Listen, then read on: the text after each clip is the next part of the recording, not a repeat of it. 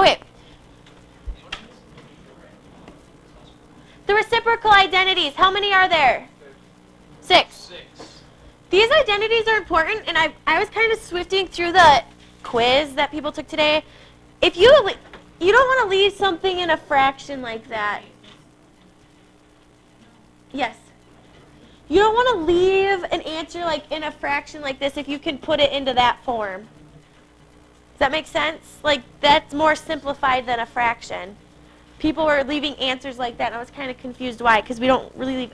I've never left an answer like that. So that's that. That's that. Another thing, if we have tangent squared of x, don't forget to carry that squared if you choose to write it like this. The square doesn't just go away. And that goes for all of these. So if this is a squared, that's a squared. If this is a squared, that's a squared. Pretty easy, right? Wait till you get to the homework. So key thing, do not forget the square. If it's squared, carry it through with everything. Then the Pythagorean identities. These are probably getting more familiar. People still miss this a lot. You know, even if it's like,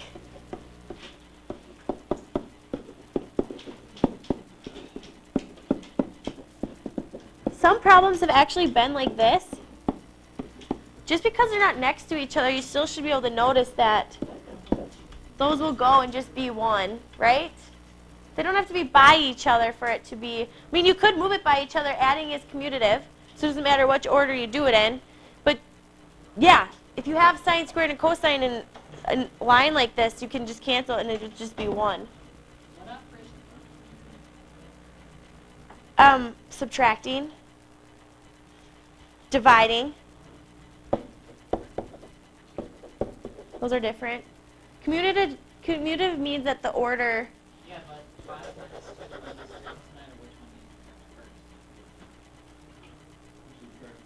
Order. Is that the same as? No. But adding? Those are the same no matter what way you add them.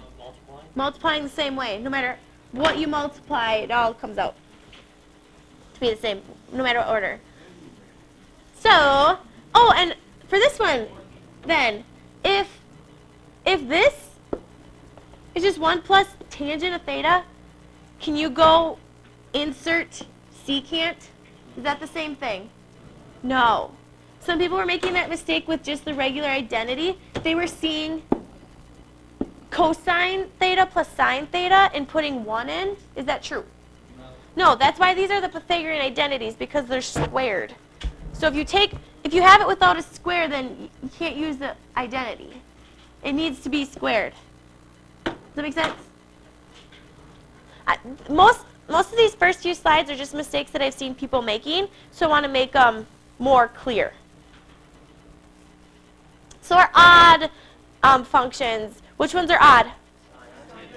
Sine and tangent. So if it's odd and it's negative in the inside, what happens in the negative? Yes. And then if it's even, what's even? So if it's negative in the inside, you move it to the?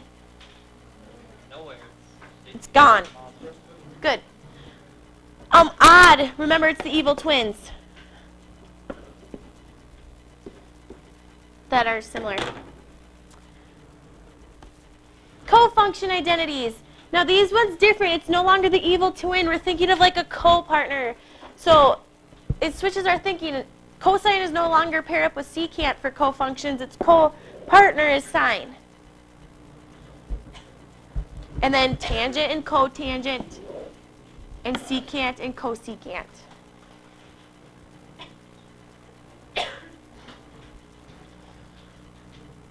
Any questions on those? Yes.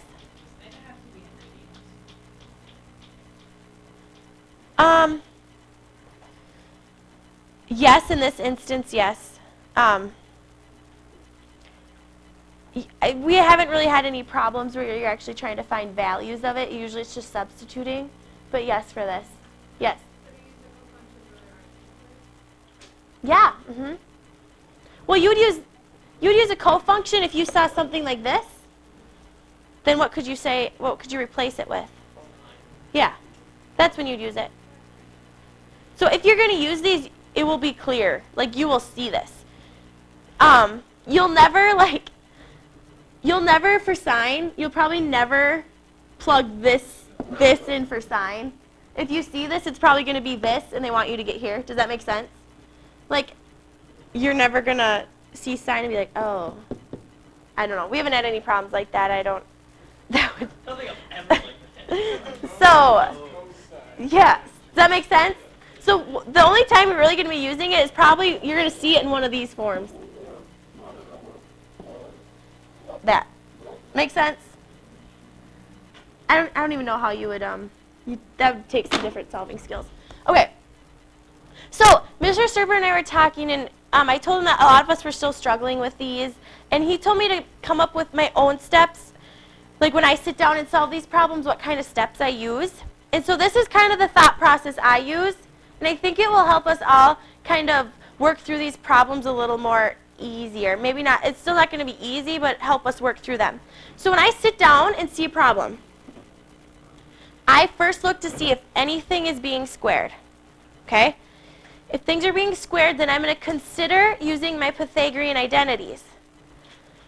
The only time I will not substitute a Pythagorean identity in is if I have something like this. I could use the Pythagorean identity on the bottom, couldn't I? Do you agree? I would use 1 plus tangent squared. But this is a time where I wouldn't actually want to put 1 plus tangent squared in, because you see how if I did that, it actually looks more confusing by substituting 1 plus tangent squared in. Does that look more confusing? It would take more steps to solve it. So this is an instance where if I had 1 or cosine over secant squared, I'd probably leave it and move on to my next step. An instance where I would maybe substitute in the Pythagorean identity is if I started with 1 over cosine plus tangent squared, then that might be a time where, oh, maybe I want to plug in secant squared. Do you see how sometimes it makes it easier and sometimes it would actually make your problem more difficult? Okay, using that kind of thought process, that's what I do when I sit down and do these. So then, if I figure out my square situation, so maybe I figure out there's nothing that I want to change from a Pythagorean identity. I just don't need to use it. Then I instantly go and see, I change everything to sine and cosine. So if I see a tangent, I'm changing it into sine and cosine. If I see cosecant, I'm changing it into 1 over sine. It really helps, because usually that one step helps you cancel things out. So I look, there's nothing that's being squared, so now I'm going to look and be like, okay, what can I change to sine and cosine? And then this third one, so so let's say you change everything into sine and cosine, and you simplified, and now you're stuck, but you know that it can be simplified even more. I think a lot of people are forgetting about factoring. A lot of these problems have factoring. So just keeping in your head, like, can I factor this? Can I make it more simple by factoring?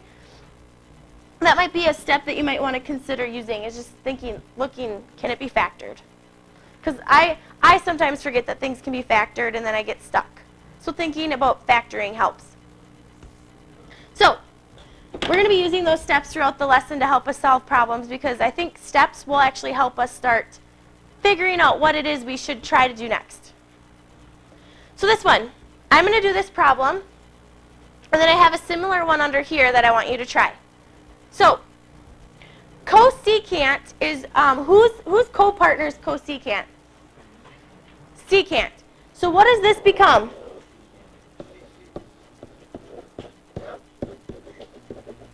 Okay, so now I'm thinking about my steps. Is anything being squared? No. What's my next step? What can secant become? What about tangent?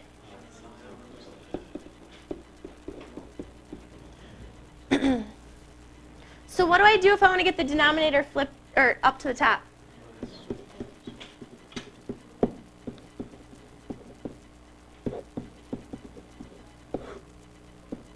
So I'm left with this. Is that my final answer? Never leave it in a fraction. You can simplify that further. Never leave it in a fraction unless you need to. And what time you might need to leave it in a fraction is if you have like sine cubed of x over cosine of x. That might be a time where you should leave it in a fraction. Other than that, we can get that simplified. That's one of our reciprocal identities. Okay, try this one. Everyone needs to have a sheet of paper out and try this.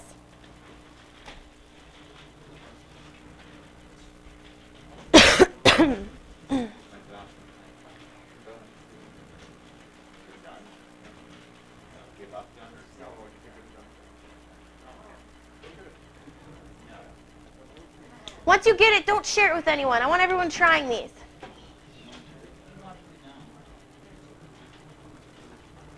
Good job.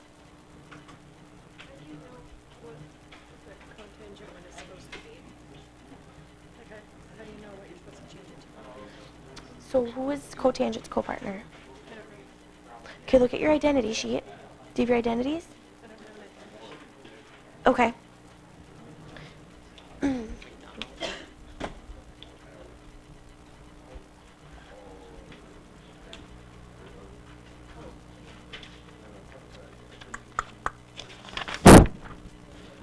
What'd you get? What'd you get? What'd you get? Did you get it? I think so. Let's see. Oh. What'd you get? Good job. What'd you get? Did you get it? What'd you get? Good. Good job. I'm seeing a lot of good answers.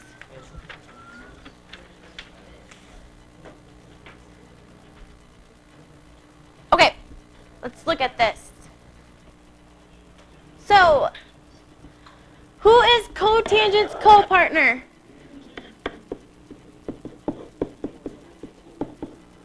Normally, here is where I would check to see if it's squared and then change it into sine and cosine. But since they're the same, can we just say tangent of x divided by tangent of x? So that's, if you are wondering how the cofunction identities work, this is kind of how they would work.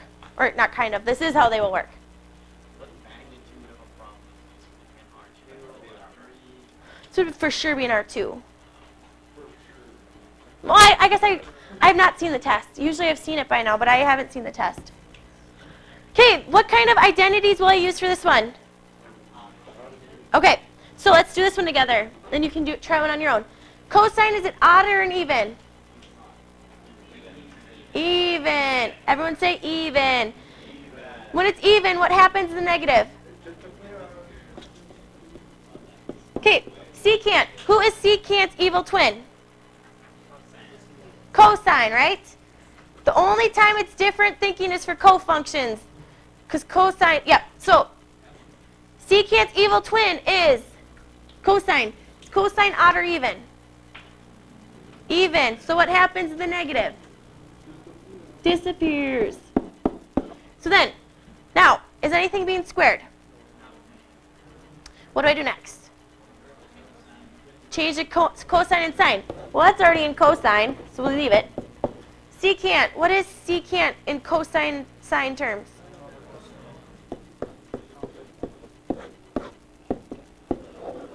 One. Try that one. This time, you're not just going to get a number. It'll still be a trig in there.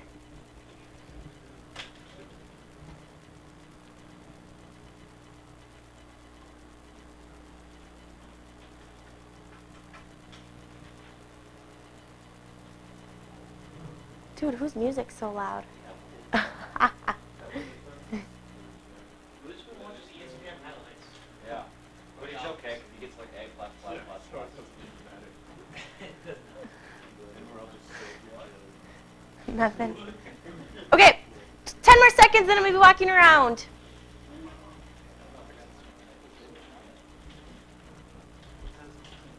No, Gabe, it's not one. Good. Is that right?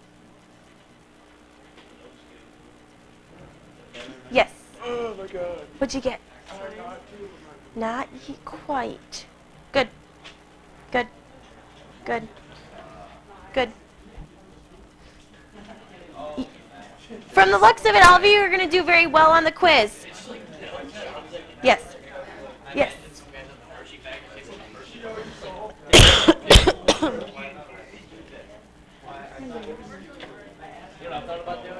What'd you get? Yes, what'd you get? What'd you get?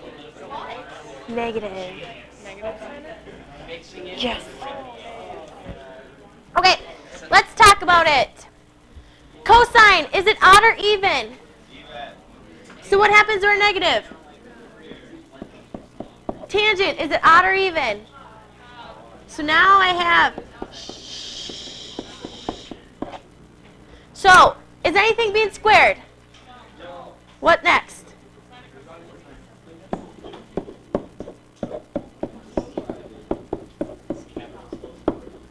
These are being multiplied, so can I cross out?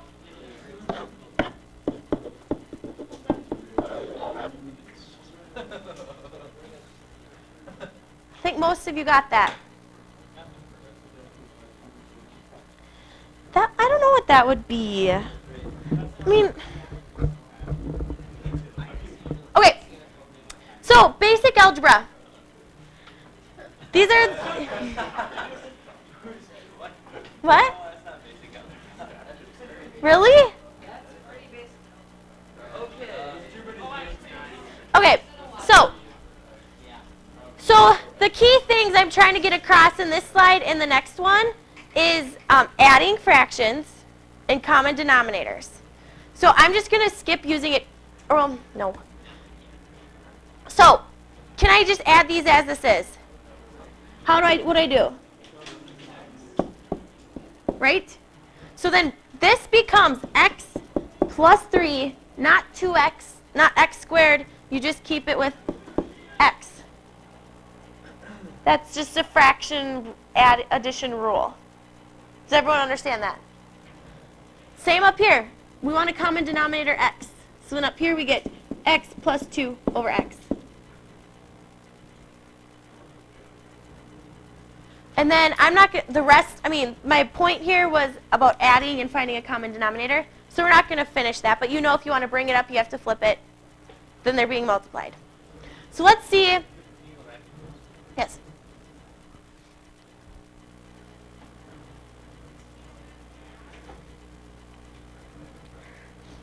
So let's see it with what we've actually been doing.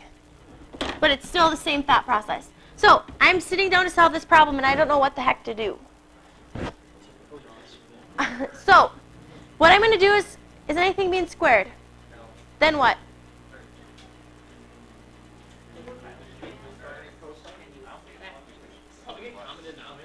Remember what I said? Yes. Sine and cosine. So,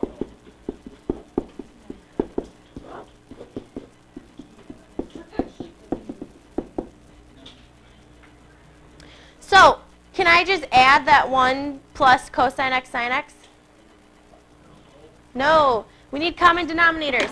So if I want this 1 to have the same denominator as this, what do I do? What you do to the bottom, you have to do to the up here. What I do to the bottom, I have to do to the top. Now, what each of these look like is when I add them, it's the same as I said before. So it would be cosine x plus sine x all over 2 cosine x? No, just cosine.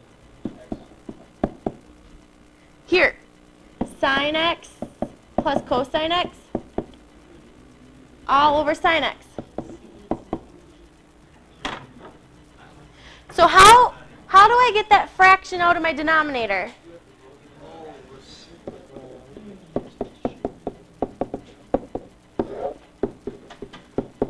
So if I know that looks really intimidating, but don't let it intimidate you, because watch what happens once you actually flip it. So When you flip it, it's being multiplied, right? Because you're changing from division to multiplication. If this was adding or subtracting, could I cross cancel? No. The only time you can cancel cross, or like from top to bottom, is if it's being... So, can I cancel this with that? Because adding and multiplying are commutative. So these are like the same thing, essentially. They're just added in a different way. So what are we left with? Is that my answer? No. That's another mistake I see people making, leaving it like that. This one has to be on 3. Oh, yeah, for sure. Nice. This is doable. The reason I did this is because there's a few key things I want you to take away. Common denominators. Being able to cross-cancel only by multiplying, not adding or subtracting. Finding or adding fractions. These are just little things that could make you get one of these problems wrong, and it's just actually algebra. So I would hate for you to get something wrong because of an algebra thing you learned when you were in 8th grade. Yeah. So this is something I already said. We can only cancel from the top and bottom when things are being multiplied, not added or subtracted. Factoring. This is something that's tricky too. How do I factor that? So when I take a 7x out, what do I get? 4x what? Plus 1. Okay. Common mistake I saw people making.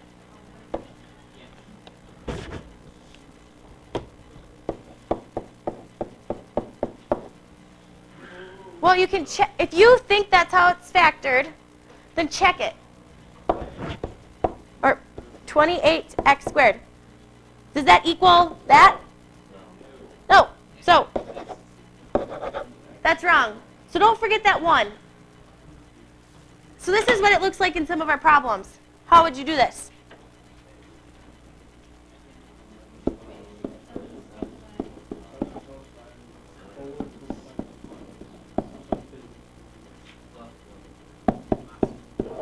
Anyone confused on that? Yes. I'm confused on this one. A specific example, we had sine squared plus 3 sine minus 2. Sine squared plus 3. What? Yeah, sine squared plus 3 sine minus 2. That was G. quadratic. Cheaters. Okay. One more. This one. This one kind of tricks people up too. How would I factor this?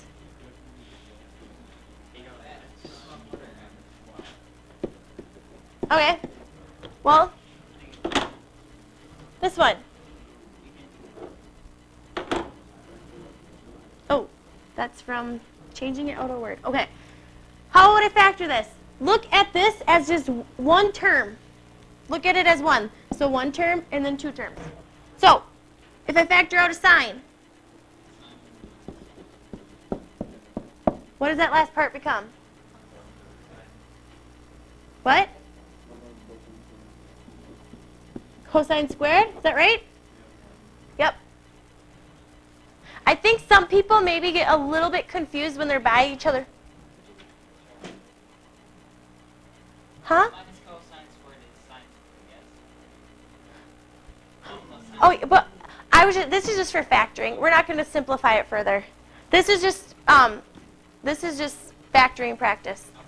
But yeah, good for noticing that. So this would actually be sine cubed. It's a subtraction problem, which means it wouldn't be sine cubed. Yes. No, it won't. Sine squared plus cosine squared equals 1. So this becomes... What's sine times sine squared? Sine...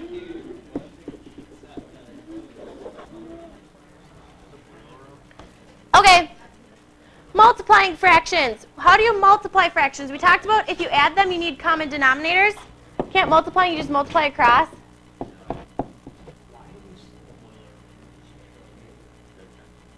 What? Not in this case. Normally you can, but there's no common factor. I think he's trying to say you can cross multiply. Okay. So, one, same thing. Well, okay, that looks confusing. They all look. So this is like over 1, right?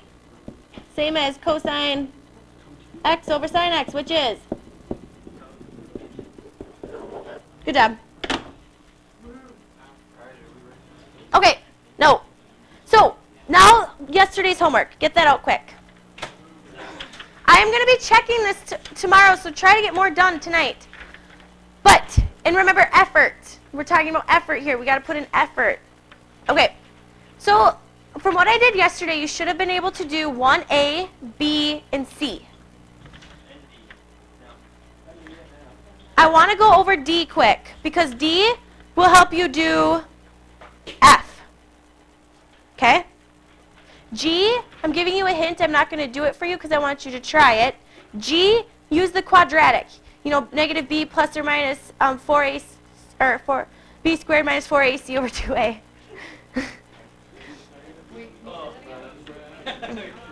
The quadratic. What's your song?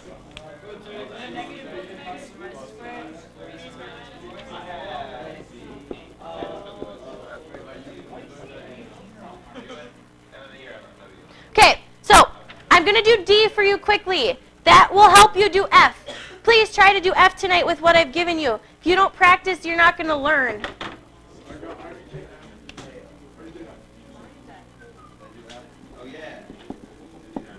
Shh. Okay, if that's hard for you,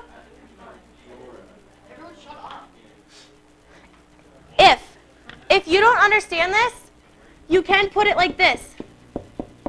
Either one, and then you'd have to go back through and substitute that sign in. So, we can factor this into 2. We'd have 2 sine theta, 2 sine theta, plus 1 minus 1 equals 0. That's just factoring. And then we set each of those equal to 0.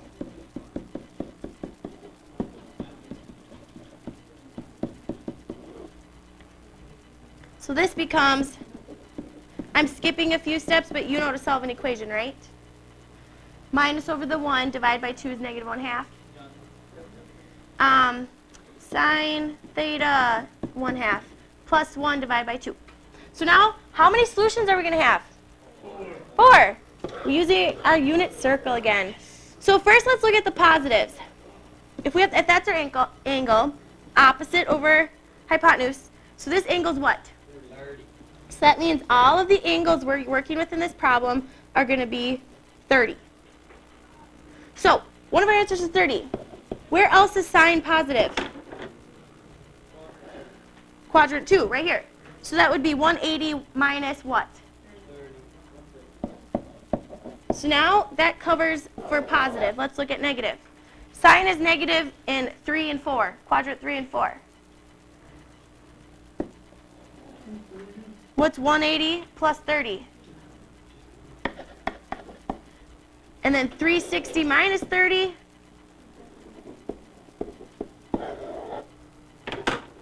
So that will help you with F. G, remember it's the quadratic. And then one I didn't talk about. Yes?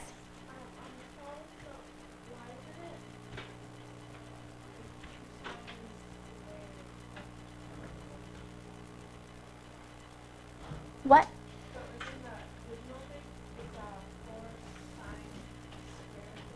Yep.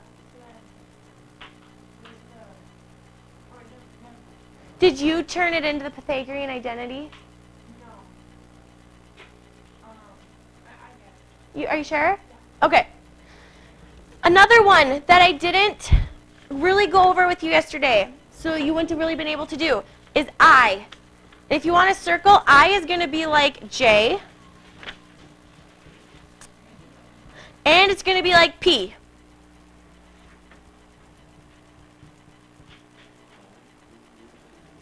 So this is I. 2 sine of theta cosine of theta equals sine of theta. So, yes?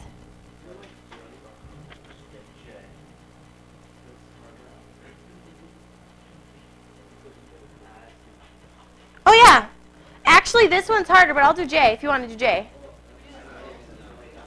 They just already split those up into the two. They've already done it all. You have to set those both equal to 0. So they've already, I'll tell you. Shh. I think you would want me to help you with this other one, but I'll help you with this just briefly.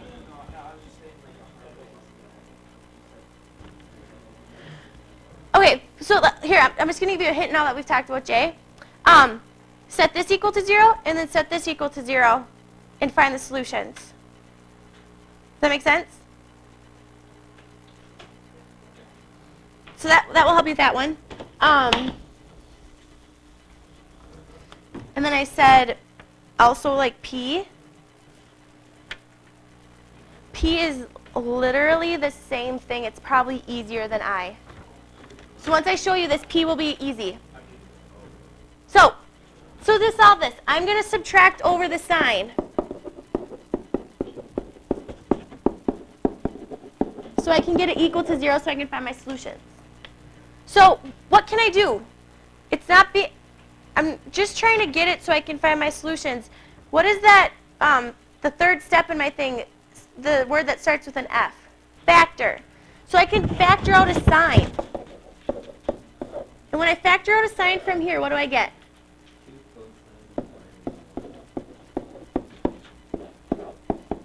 Someone last hour asked, which was a very good question, they thought, you had 2 signs. So don't you still have 1 sign left here?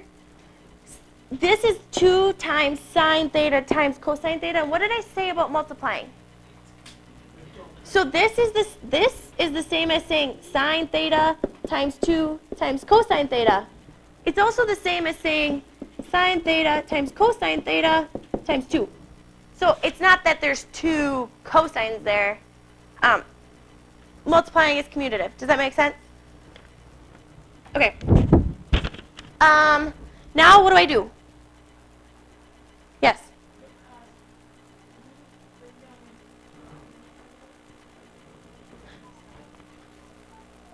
Oh, I factored out sine.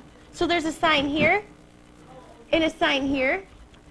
And so when I take away it all, I still have to make sure I keep that 1. So this became this because the sign came out.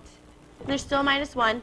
And then from here, we only took out a sign, so we get rid of that, and we have left over 2 in cosine. So from here, we set equal to 0 and solve.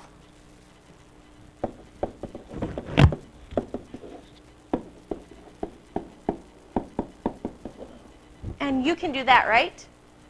Do we know that? Where is sine 0? Sine is y. Where is y 0? At 0. Yes. Now, this becomes 1 over 2, cosine 1 over 2. So we got to figure out where is cosine positive, and that's here and here. Cosine of 1 over 2, that's a 60-degree angle, isn't it? So one of our answers is 60. Our other is 360 minus 60, which is good. So that is to the extent of what these problems are like. I've now given you enough information to solve the rest. Yes?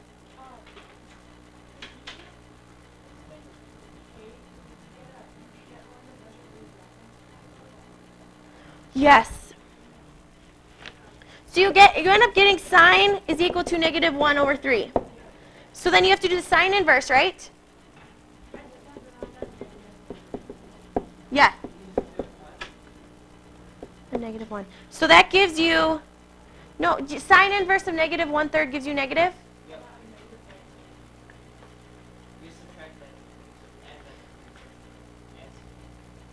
So -19. Let me think about this because my solution said positive. So really now we're talking about like 19-degree angles around this whole circle. Okay? So what this means is when you find something like this, that means that this angle is 19. So then all of the other angles will be like in reference to that 19. Does that make sense? So we're trying to figure out when sine is negative. Where is the 2 spots where sine are negative? There, right?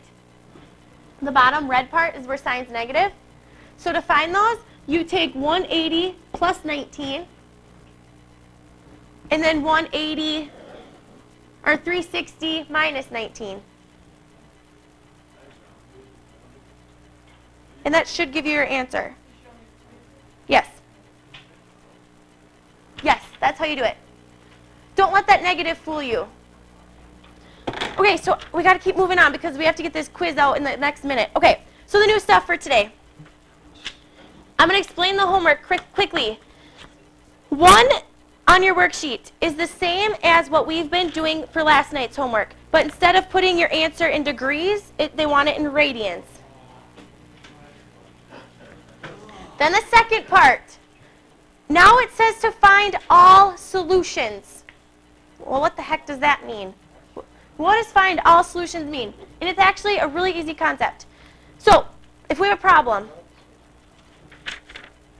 let's say this is a problem that was off our homework last night, one of our easy ones. So we're trying to solve that and find the solutions, correct? So to solve this, I say, okay, sine of theta is equal to 3, divide by 6, and we simplify, we get 1/2. That's just solving it. 3 divided by 6 is also equal to 1/2. So we went and did that on the unit circle. Where is sine equal to 1/2? And those are 30-degree angles, right? So 30 and 150. So if this was a problem under this part that says find all solutions, this would be wrong. Because all solutions, who agrees that the sine curve goes on and on and on? Does it ever end? Does it? No. No, the sine curve goes on and on and on and on. Just goes on like that, like a wave. Okay? So when they say they want all solutions, we're in degrees, so we're going to want to say plus 360n to both of these. Can you scroll up? Yes. And the reason, so that's why we do it. Here's a picture of it. So here is the angle where sine is 30 degrees. Do you see that if I go around 360 degrees, that's another angle for sine of 30 degrees, right? So if I go again, same thing. And n is just the number of times. So I can keep going on and on because that sine curve is like a wave. Do people see that? So all you're doing is you're still solving them, but if it's in degrees, you're going to say plus 360n. If they want it in radians, 30 is the same as pi over 6. So you would say what? Plus 2n? 2 pi n. So under the part where it says all solutions, that's what you're doing. You're just finding the solutions, and then this would ensure that you get all solutions. Easy, right? That was the only new thing. Any questions? Okay.